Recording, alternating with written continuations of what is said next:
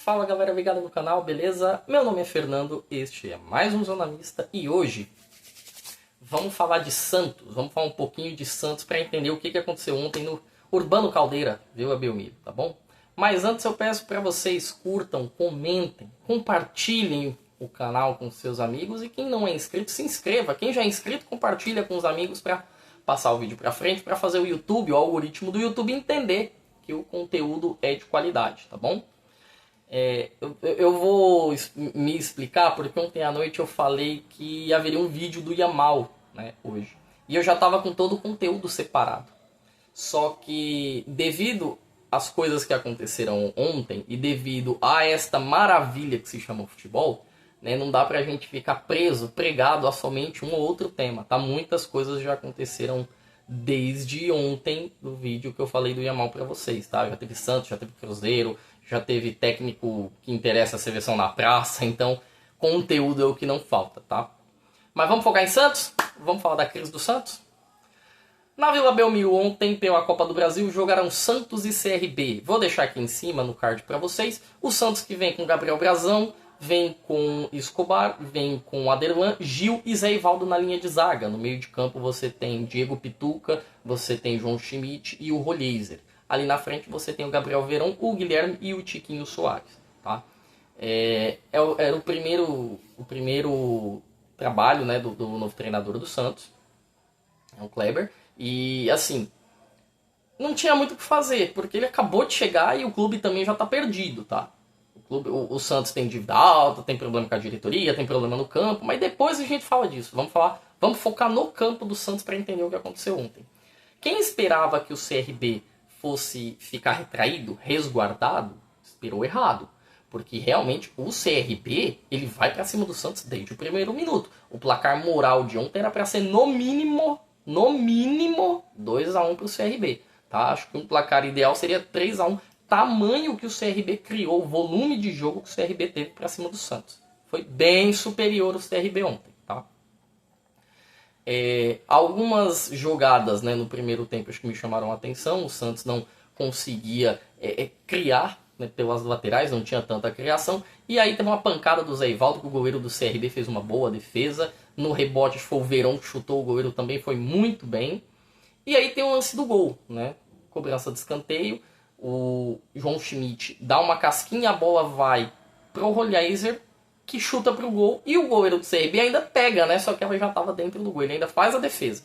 Mas com ela dentro do gol já estava 1-0, meio que dá... Acho que ao invés de desafogar o jogo do Santos, facilitar, parece que o Santos sentiu que não tinha muito o que fazer, e o CRB que foi pra cima, o CRB que teve a injeção de ânimo, estamos tomando de 1-0, mas a gente pode bater nos caras, a gente pode ganhar dos caras, vamos pra cima.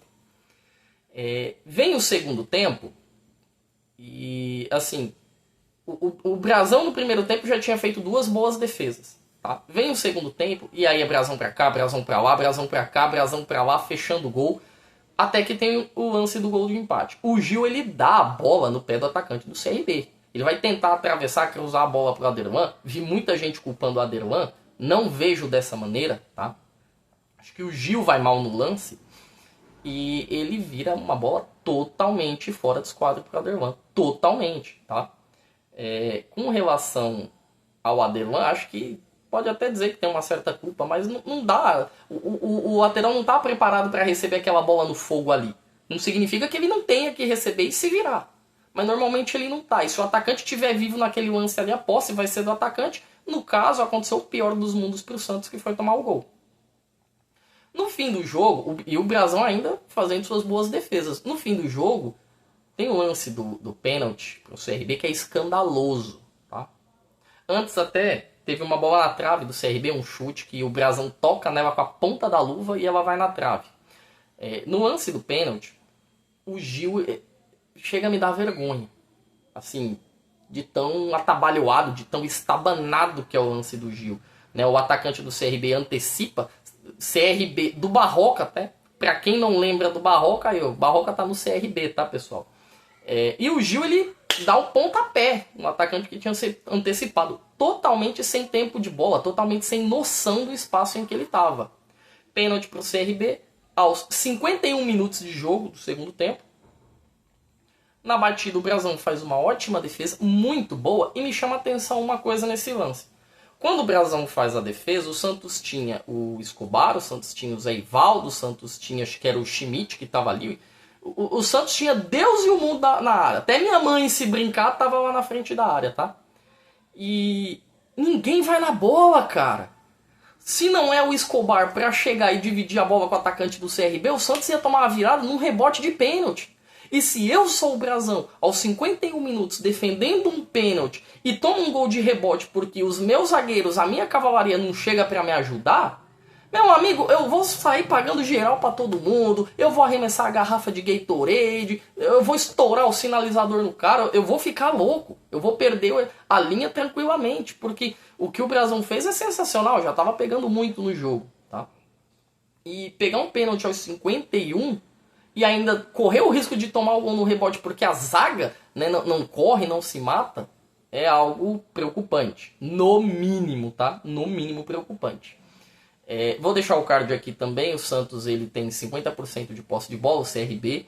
E a posse do Santos ela é no meio de campo. Você tem as três linhas, né? Você tem o ataque, meio e a defesa. A posse do Santos ela foi muito concentrada no meio. A posse do CRB, os 50% que o CRB tem, é concentrado no meio e no ataque. Ele concentra nos 2/3 finais do campo, tá? Então, assim, você já nota por aí que o CRB ele imprensa o Santos no seu campo, tá? São 15 chutes do CRB, 8 vão no gol, 8, 14 chutes do Santos, 5 vão no gol. E olha, teve chute na trave, teve defesa do Brasão, teve um monte de coisa. Falando em Brasão, eu vou citar os 3 jogadores do Santos que pra mim se salvaram nessa partida. O resto é resto. O Brasão fez uma partida espetacular, vem muito bem. Quando o Brasão é contratado, eu até falei, pô, vamos botar o Brasão. Eu lembrava já do Brasão desde a época do Cruzeiro, né, antes dele pra fora. Pô, vamos trazer o Brasão, que não é um mau goleiro, mas assim, é incomparável com o João Paulo. Hoje o João Paulo nem joga, tá pra ser moeda de troca. O Escobar foi expulso no fim do jogo, mas assim, não tinha muito o que fazer. Eu, se fosse ele, teria feito a mesma coisa, né, pra parar o ataque do CRB. Fez uma boa partida, foi bem. Dos jogadores do Santos, é um dos menos técnicos, um dos que menos tem artifício técnico para jogar, para entregar, mas ele, em compensação, ele entrega raça, ele entrega garra, ele corre, ele marca, ele ajuda, então acaba compensando. O terceiro jogador foi o Rollheiser. O Rollheiser fez uma partidaça. Na ausência do Neymar, que é o camisa 10 desse time, né, o 10 enfeite de árvore de Natal, o Rollheiser, ele buscou jogo, ele abriu o jogo, ele clareou, era o único que chutava de fora da área. Então, o que dava para o Rollheiser fazer, ele tentou e ele fez. Ponto. Tá? Não tinha outro caminho. Algumas lideranças do Santos estão muito mal. O Gil, ele não tem condições de jogar no Santos. O Guilherme é a mesma coisa. O Guilherme do Campeonato Paulista morreu. Tá? Ele morreu. Hoje você vê o Guilherme, ele tá se arrastando. Tanto que o menino, o Matheus Teixeira, ele entra, ele faz mais que o ataque do Santos inteiro em 2 lances, com 2 arrancadas que ele dá. O Gabriel Veron, se apostar corrida com a minha avó lá de muleta, de andador, a minha avó ganha do cara. Não é possível que o Santos ele vá trazer determinados jogadores. Eu entendo a situação financeira, eu entendo que quando você está numa situação financeira ruim, você não tem muito o que fazer, mas para trazer jogador que nem o Patrick, que nem o Veron, que não entregam nada da parte física, entregam muito pouco da parte técnica, sobe a base. Bota moleque da base para jogar, dá oportunidade para a base jogar. O Tiquinho, a bola não chega, o Tiquinho não teve o que fazer porque a bola não chega. E aí o Santos, ele foi amassado. O Santos, se eu pudesse definir em uma palavra, é um time cagão. É um time cagão. Aquele time que chega em casa, tá jogando em casa, ao invés de sabe, entrar em simbiose com a torcida pulsa, a torcida pula, a torcida grita, os caras começam a fazer cocô mole. Meu Deus do céu, não é possível. Os atacantes do Santos têm medo de chutar de fora da área, sabe? O único chute de fora da área do Santos que teve no jogo foi do Zé Ivaldo, que o goleiro do CRB fez uma boa defesa. O Santos não chuta. Sabe, o Guilherme clareia, o Guilherme não chuta. O Verón clareia, o Verón não chuta. Ninguém chuta no time do Santos. E para finalizar, vamos falar um pouquinho do Guilherme. O Guilherme ele é substituído e assim era o grande nome do Santos no Campeonato Paulista. Ele é substituído e a câmera no final do primeiro tempo, ali na virada do primeiro para o segundo tempo, ela foca nele e vê que o Guilherme está totalmente desolado. Ele está sentindo a pressão do momento. Tem jogadores que estão sentindo. E tem jogadores que não estão nem aí para porcaria nenhuma. Tem jogador que se brincar vai estar sorrindo. Vai estar sorrindo. O Santos teve uma invasão do CT nessa semana, a torcida invadiu o CT, foi lá cobrar, né? O pessoal do Neymar saiu corrido de lá, foram cobrar o Guilherme, o JP Sherman, foram cobrar o Pituco, o Schmidt. Tá faltando jogador que dê a cara. Tá faltando jogador que honre no campo. E quando eu digo honrar, eu não tô dizendo para dar espetáculo, para jogar, porque os jogadores do Santos têm uma limitação. O que eu estou dizendo é que os jogadores do Santos devem, no mínimo, fazer o que o Escobar faz. É correr, é se doar, é procurar o máximo. Porque nem sempre vai dar na técnica. Mas na força de vontade tem que dar. O Santos joga em casa. Não é possível que vai entrar alguém na minha casa e ter mais vontade do que eu. Isso não existe. Isso não existe. Lógico, você tem o Barrial que estava machucado, você tem o Bom Tempo, que eu acho que é um bom prospecto ali, que faz muita diferença no meio campo machucado. Você tem o Neymar está machucado, mas eu nem vou contar, porque o Neymar ele veio para o Santos porque não tinha lugar para ele no mundo inteiro. Ele veio para cá porque do jeito que ele quer jogar, do jeito que ele quer fazer, o que ele quer fazer, vai ser feito somente no Santos. Mas ainda assim, era um desfalque para o Santos, tá? Acho que alguns garotos têm que ser testados, né? O Matheus, pelo amor de Deus, tá, treinador? Pelo amor de Deus, professor, Matheus no lugar do Veron. Ou então cria um novo esquema, coloca um 4-4-2, um 3-5-2, mas assim, não dá para você jogar com o Veron gordo do jeito que o Veron tá. O Veron tá fora de forma. Tá muito fora de forma, parece que ele tá deslumbrado, pesado, não consegue correr, não tem arranque, sabe? E o Veron é ponta. O básico do ponta é ele ter arranque na hora de correr. Eu não tô cobrando que o ponta tenha X1, que o ponta vá pra cima do zagueiro, que o ponta faça o que o Yamal fez, que o ponta faça o que o Messi faz. Não, eu tô cobrando que o ponta no mínimo consiga correr. No mínimo consiga marcar. Isso a gente tá cobrando. E isso o Veron não tá entregando, tá? Não está entregando. Quanto ao Santos, acho que vai dar um equilíbrio, né? Vai dar uma desafogada, porque semana que vem é semana de Libertadores e o Santos não está em nenhuma competição internacional. Nem Libertadores, nem Sul-Americana. Vai ter a semana para poder treinar. O Santos vai ter vida muito dura no estádio do CRB de novo. Tá? Muito dura. Jogou aqui, poderia ter perdido. O placar moral para mim teria sido 3-1 se não fossem as defesaças do Brasão, que jogou muita bola. Mas não pode acontecer isso. Não, o Santos não pode entrar em campo dependendo só do Brasão. Não pode. O Brasão ele foi o melhor jogador que o Santos teve em campo. A zaga do Santos destoa muito. Acho que o Santos precisa ir no mercado, precisa contratar.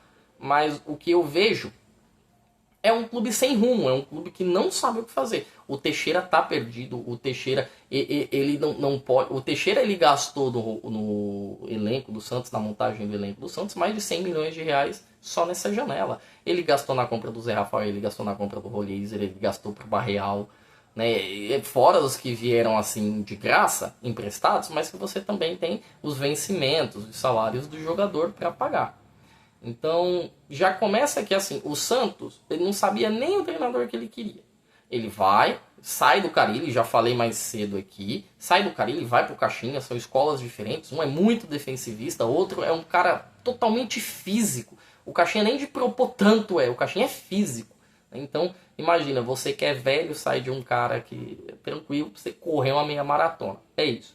Não encontrou técnico, foi no auxiliar do Tite, também acho que está começando o trabalho, então não vou falar muita coisa ainda, tá? Vou me segurar, vou me pegar, vou me manter para entender e ver o tempo passar. Mas o Santos precisa dar uma resposta. O Santos pega o Grêmio nesse fim de semana no Estádio Olímpico, o Santos ele precisa voltar com a vitória. Porque no ano que o Santos caiu, 2023, na sétima rodada, né, acho que a próxima agora é a sétima, o Santos estava com 10 pontos. Na sétima rodada agora o Santos tem 4. Olho aberto porque as coisas ainda podem piorar, tá bom?